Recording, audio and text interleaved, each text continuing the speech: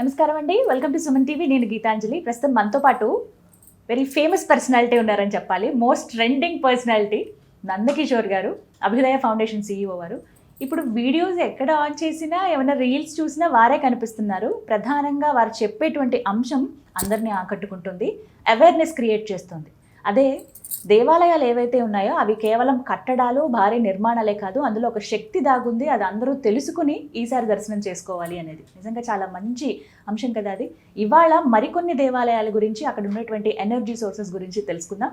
నందకిషోర్ గారితో మాట్లాడదాం. సార్ నమస్తే అండి. నేను అన్నది కరెక్టే కదా? అసలు మీరు మీ టైం దొరకట్లేదు సార్. దొరకట్లేదు.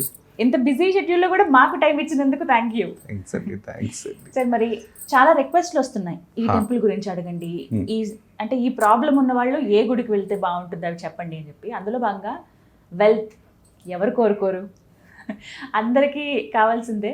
అఫ్కోర్స్ అంటే ఉన్న పరిస్థితులు బట్టి ఉన్నప్పటికీ ఆర్థికంగా బాగుండాలని అందరికీ ఉంటుంది. మరి ఆర్థిక స్థిరత్వం కావాలనుకునే వాళ్ళు, ఆర్థికంగా ఒక మంచి పొజిషన్లో ఉండాలనుకునే వాళ్ళు, ఎలాంటి ఇబ్బందులు లేకుండా మేము బాగుండాలండి ఆర్థికంగా అనుకున్న వాళ్ళు ఏ దేవాలయానికి వెళ్ళాలి, ఎలా దర్శనం చేసుకోవాలి, అక్కడ ఉన్నటువంటి ఎనర్జీ సోర్సెస్ ఏంటి తెలియచేయండి. మనకి తమిళనాడులో అతి పురాతనమైనది, అతి రహస్యమైన మిస్టీరియస్ టెంపుల్ ఏదన్నా ఉంది అంటే చిదంబరం టెంపుల్. ఈ చిదంబరంలో మీరు తవ్వే కొద్దీ అంతులేని రహస్యాలు బయటకు వస్తూనే ఉంటాయి. ఎన్ని వందల సంవత్సరాలైనా, ఎన్ని సంవత్సరాలైనా దాన్ని మీరు తవ్వుతూ ఉంటే వస్తూ ఉంటాయి. అలాంటి వాటిల్లో ఒక ఆణిముత్యమైన టెంపుల్ ఏంటంటే దాని లోపలే ఒక చిన్న ప్రతిమతో స్వర్ణాకర్షక కాలభైరవుడు అని ఉంటాడు. ఉన్న భైరవుల్లో, అష్టభైరవుల్లో ఇతను స్వర్ణాకర్ష కాలభైరవుడు. ఈ స్వర్ణాకర్ష కాలభైరవుడు అంటే స్వర్ణాన్ని ఆకర్షించేవాడే స్వర్ణాకర్ష కాలభైరవుడు. ఎందుకు ఇతను స్వర్ణాకర్ష కాలభైరవుడిగా అయ్యాడు అంటే సుమారుగా ఒక 3000 మంది తివై మువై రావర్ అని వాళ్ళ ఒక భక్తులు, వీళ్ళందరూ శివ బృందానికి సంబంధించిన వాళ్ళు, వీళ్ళందరూ కలిసి అతన్ని శివధ్యానం చేస్తూ ఉంటారు. ఈ శివధ్యానం చేయంగా వాళ్ళకి చాలా కరువులు వస్తాయి. అంటే వాళ్ళకి కనీసం ధాన్య భండాగారంలో ధాన్యం కూడా లేని పరిస్థితికి వస్తారు. వస్తే కూడా వాళ్ళ ఆ పస్తులతో కూడా శివ ఆరాధన మానరు. అలా చేస్తూ ఉంటే శివుడే సాక్షాత్తు ఆ కాలభైరవ తత్వంలో వచ్చి అతను ఆ కాలభైరవుడిగా మారుతాడు. ఆ కాలభైరవుడిగా మారిన తర్వాత, స్వర్ణాకర్ష కాలభైరవుడిగా మారిన తర్వాత, వీళ్ళు ఎవరైతే ఆ బిల్వపత్రాలు అతని పైన అభిషేకం చేస్తారో ఆ బిల్వపత్రాల ఆకులే బంగారు ఆకులుగా మారిపోయాయి. అందుకే ఆయన్ని స్వర్ణాకర్ష కాలభైరవుడు అంటాడు. అతను బిల్వాకులు తీసుకొని బంగారు ఆకులుగా మార్చిచ్చారు. ఇది అతి రహస్యమైన గుడి. ప్రతి ఒక్కరూ ప్రతిరోజు వెళ్తూనే ఉంటారు, కానీ ఎవరికీ తెలియదు. సో దీంట్లో ఈ భైరవ తత్వం అనేది అక్కడి నుంచి ఈ భైరవ తత్వాన్ని వచ్చింది. ఈ భైరవ తత్వం ఎవరైతే ఈ భైరవ పఠనం వల్ల, ఈ భైరవ తత్వం అలవాటు చేసుకోవడం వల్ల, భైరవ తత్వం అంటే భైరవ మంత్రాన్ని రోజు పొద్దున 108 సార్లు పఠించడం, సాయంత్రం 108 సార్లు పఠించడం వల్ల అది కరెక్ట్గా మన మెదడులో ఒక భయాన్ని నెలకొల్పే కేంద్రం ఒకటి ఉంటుందండి ప్రతి ఒక్కరికి. అది ఏం చేస్తుందంటే మీకు ఒక తెలియని భయాన్ని, తెలియని బాధని, తెలియని నిరాశ, నిస్పృహల్ని మీకు కలిగించే సెంటర్ అంటాం.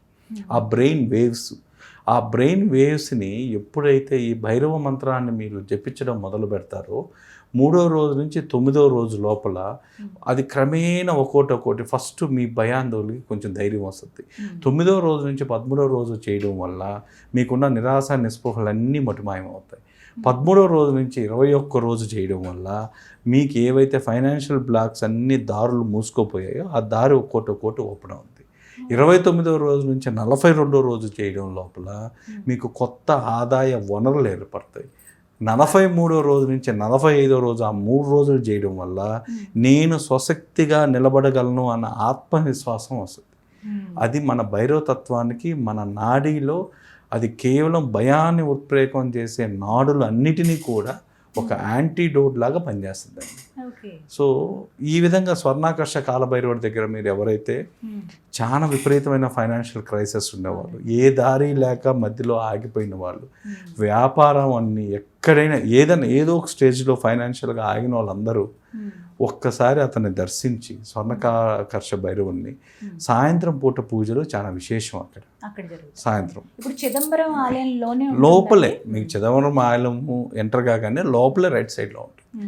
సో అక్కడ ఎంటర్ అయిన తర్వాత మీరు చేయాల్సిన పరిహారాలు ఏమన్నా ఉంటే ఆ పరిహారాల్లో మీరు అభిషేకం, స్వామివారికి అభిషేకం, వాళ్ళు హోమాలు కూడా చేస్తారు. మరి కాళాష్టమి రోజు చాలా విశేషం.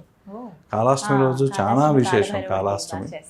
సో మీరు అక్కడికి వెళ్ళి మనకు వీలైతే మనకు అవకాశం ఉంటే మన దగ్గర సిల్వర్ కాయిన్స్ కానీ గోల్డ్ కాయిన్స్ కానీ ఏదన్నా ఉండి అది తీసుకోపోయి అక్కడ స్వామివారికి ఇస్తే స్వామివారిని దాన్ని పెట్టి అభిషేకం చేసి ఆ అభిషేకంతో పాటు ఒక చందనం ముద్ద ఇస్తారండి.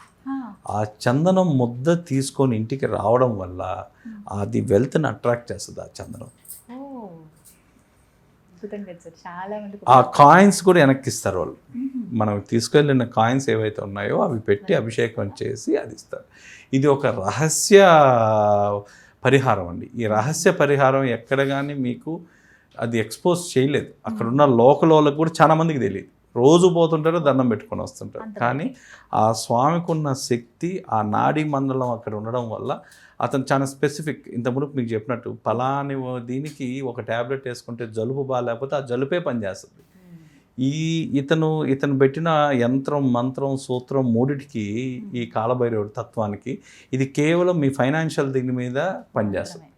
సో వెళ్ళేసి వచ్చిన తర్వాత వీళ్ళు కానీ భైరవ మంత్ర ఉపాసన కానీ చేయగలిగితే, అంటే రోజు పొద్దున వాళ్ళకి నచ్చిన భైరవ మంత్రం బీజాక్షరాలతో వాళ్ళ ఇష్టం మంత్రం అనేది ఏ మంత్రం అయినా గురు మూలంగా తెలుసుకున్నా, సో వాళ్ళు పొద్దున్నే 108 సార్లు, సాయంత్రం 108 సార్లు ఇది చేయడం వల్ల క్రమేపీ ఆ నాడులు ఏవైతే ఉన్నాయో మీ నాడీ సిస్టంలో అవన్నీ యాక్టివేట్ అవుతాయి, డైరెక్ట్గా బ్రెయిన్లో పనిచేస్తాయి.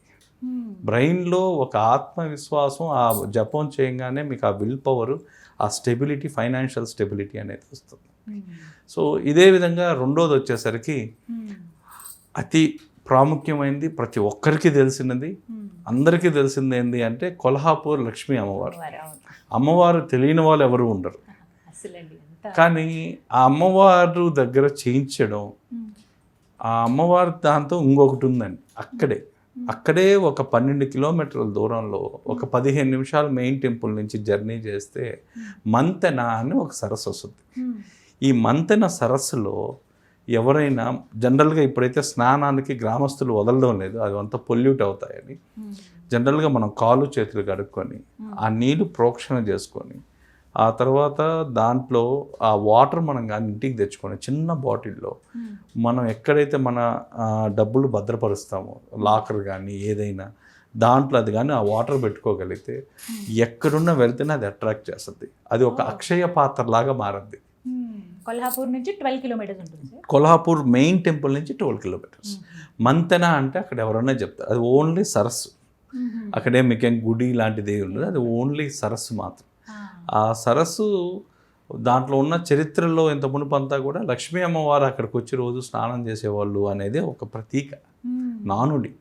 అంటే అక్కడ ఉన్న కథలు మనం విన్నట్టయితే ఆ కథల్లో, పుస్తకాల్లో ఆ విధంగా రాస్తుంది. కానీ ఆ మంతెన దీంట్లో ఉన్న మెడికల్ వాల్యూస్ కానీ దానికి సంబంధించిన ఆ కుబేర యంత్రానికి సంబంధించిన ఇవన్నీ కూడా ఆ వాటర్లో పుష్కలంగా లభిస్తున్నాయి. అందుకే ఆ వాటర్ వెల్త్ని అట్రాక్ట్ చేసే వాటర్ లాగా మారాయి. ఈ రెండు పాటించుకుంటే కూడా మీకు ఫైనాన్షియల్ దగ్గర నుంచి చాలా పెద్ద హెల్ప్ సార్ ఇది మీ నుంచి. ఎందుకంటే మీరు అన్నట్టుగా అన్ని దారులు మూసుకుపోయి వ్యాపారాల్లో నష్టపోయి ఇలా ఉన్న వాళ్ళు చాలా మంది ఉంటారు. ఇవి ఒక్కసారి దర్శనం చేసుకుని మీరు అన్నట్టుగా వాటర్ తెచ్చుకున్న స్వామి మంత్రాన్ని అలా జపిస్తూ ఉన్నా బయటపడతారండి. బయటపడిపోతారు. Thank you. నమస్తే.